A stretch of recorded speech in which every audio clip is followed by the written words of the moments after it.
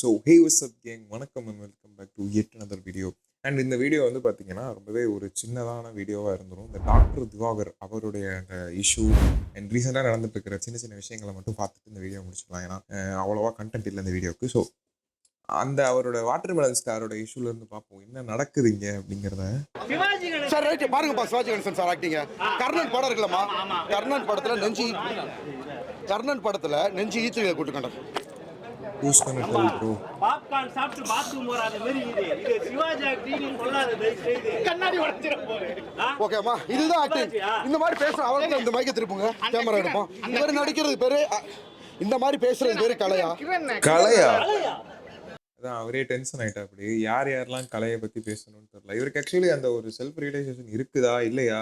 இவர் ஒரு மீம் மெட்டீரியலாக தான், ட்ரோல் மெட்டீரியலாக தான் வச்சு மக்கள் கொண்டாடிட்டு இருக்காங்கங்கிறது தெரியுதா தெரியல. சிரிக்கிறதுக்காக தான் பார்க்குறாங்க. உண்மையிலேயே இவருக்கு ஆக்டிங் ஸ்கில் இல்லை அப்படிங்கிறது இவருக்கு புரியுதா புரியலையான்னு எனக்கு தெரியல.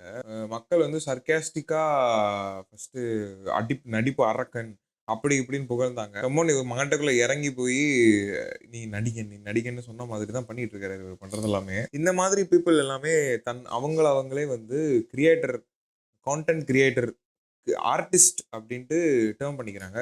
இந்த மாதிரி பீப்புள் அண்ட் இந்த லிப்சிங் பண்ற பீப்புள்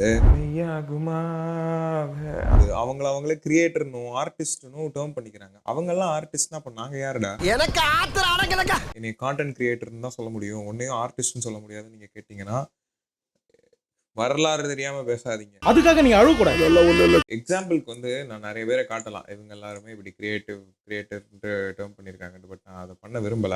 சிறப்பான ஆள் நீ. விஷயம் நடந்துகிட்டு இருக்கும்போது நம்ம அனிருத் அவர்கள் வந்து பேங்கரான ஒரு பாட்டு ரிலீஸ் பண்ணிருக்காங்க. கூலி பவர் ஹவுஸ் அந்த பாட்டோட ஃபுல் வெர்ஷன். அதை நான் இங்க போட மாட்டேன். ஆனாலும் எனக்கு அந்த பாட்டு என்னங்க பாட்டு இது, அப்படியே மண்டைக்குள்ள லவ் லவ் லவ் ஒரு மாதிரி இருக்குது. லைக் பயங்கரமா இருக்கும் படம் அப்படின்னு நான் நினைக்கிறேன். இது நான் ஏன் நடுவில் பேசுறேன்னு எனக்கு தெரியல. டக்குன்னு இந்த யூடியூப் ஃபீட்ல வந்துச்சு, அதனால பேசிட்டேன். But by the way, coming back to the watermelon star topic வந்து லைக் எல்லாருமே அடிச்சுக்கிட்டு இருக்காங்க. எந்தெந்த நியூஸ் சேனல், எந்தெந்த லைக் அந்த இன்டர்வியூ சேனல்ஸ் எல்லாம் அவரை கூப்பிட்டு ஃபர்ஸ்ட் ட்ரெண்டிங்ல இருந்தபோது அவரை வந்து பாராட்டி லைக் அந்த ஹைப் ஏற்றி வீடியோ போட்டாங்களோ, அதே சேனல் திருப்பி கூப்பிட்டு அவரை அடிக்கிறாங்க. ஏன் எனக்கு புரியல. லைக் அவரை வளர்த்து விடுறதும் இவங்க தான், அடிக்கிறதும் இவங்க தான். என்னதான் நினைச்சிட்டு இருக்கிறானுங்க அப்படின்னு புரியல. என்னடா நடக்குதுங்க, எனக்கு சத்தியமா புரியலங்க. someone please can explain. And also speaking about the audience of the internet, MG ராஜவேல்னு ஒருத்தர் இருந்தா, அப்படி ஒரு சின்ன பையன். அந்த பையன் ஆக்சுவலி நம்ம வயசுக்கு வந்து பயங்கரமா எஃபர்ட் போட்டு பயங்கரமா அந்த சுனோ ஆப் வச்சு மியூசிக்லாம் கிரியேட் பண்ணி ஒரு ஷார்ட் ஃபில்ம் மாதிரி பண்ணியிருந்தா. அப்படி அவரோட வயசுக்கு அந்த எஃபர்ட் எல்லாமே வந்து ஆக்சுவலி வெரி கிரேட். அதை அவர் கண்டினியூ பண்றாரு அப்படின்னா கண்டிப்பா he'll become an aspiring cinematographer or some short. அதையும் வந்து நம்ம மக்கள் தான் ஃபேமஸ் ஆக்குனாங்க. அவர் ஃபர்ஸ்ட் முடிச்சுட்டு அதுக்கு அடுத்து அதை கண்டினியூ பண்ணி second short film, third short ஃபிலிம்லாம் எடுத்தார் நினைக்கிறேன். செகண்ட் ஷார்ட் ஃபிலிம் எடுத்தார்னு நினைக்கிறேன். நான் அப்போ இன்ஸ்டாவில் ஒரு போஸ்ட் பார்த்தேன். ஒரு ஷார்ட் ஃபிலிம் வந்துச்சா அதை நாங்கள் இது பண்ணோமா அதோட போயிடணும், திருப்பிலாம் எடுத்துட்டு வரக்கூடாது அப்படிங்கிற மாதிரி ஒரு போஸ்ட்டை பார்த்தேன். எனக்கு அதை பார்த்தோன்னே தான் டவுட் ஆச்சு. டாக்டர் திவாகர் மாதிரியான ஆளுங்க வந்து கண்டினியூஸாக அவங்களோட சுப்பரிட்டியை வந்து அவங்க போஸ்ட் பண்ணிகிட்டே இருந்தாலுமே அதை நீங்கள் பார்க்குறீங்க, கொண்டாடுறீங்க. இந்த மாதிரி ஏதாச்சும் ஒருத்த வந்து like he's doing something which is very like appreciable. அந்த மாதிரி ஒரு விஷயம் பண்ணுற ஒரு பையனுக்கு ரெகக்னிஷன் கிடைக்கிறதே ஒரு பெரிய விஷயம். அப்படி கிடைச்ச ரெகக்னிஷனுமே லைக் நீ ஒன்று பண்ண, உனக்கு கை தட்டணும், அதோட போயிடணும், திருப்பிலாம் வரக்கூடாது. எனக்கு முக்கியமாக ஆக்சுவலி குழப்பத்தை தான். எனக்கு இந்த வீடியோவுக்கு எடுக்க ஆரம்பிச்சு இந்த 8 நிமிஷம் ஆச்சு. நான் இதுவரை பேசினது எல்லாமே ஏதோ உளர்ன மாதிரி தான் இருக்குது. உளர்றது தான் செய்கிறேன்னு நினைக்கிறேன். எனக்கு தெரியல ஆக்சுவலி.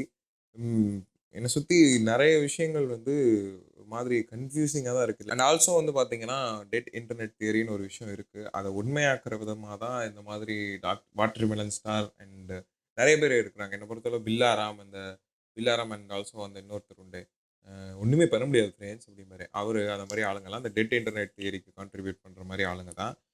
அண்டு அதை உண்மையாகிட்டே தான் வருது. அதை பற்றின வீடியோ வந்து நான் கண்டிப்பாக கூடிய சீக்கிரம் அப்லோட் பண்ணுறேன். டெட் இன்டர்நெட் தியரினா என்ன அப்படின்ட்டு நிறைய பேர் பேசியிருக்காங்க. A2D பேசியிருக்காங்க அண்டு நிறைய பேர் பேசியிருக்காங்க. நானும் அதை பற்றி ஒரு வீடியோ மேக் பண்ணுறேன்.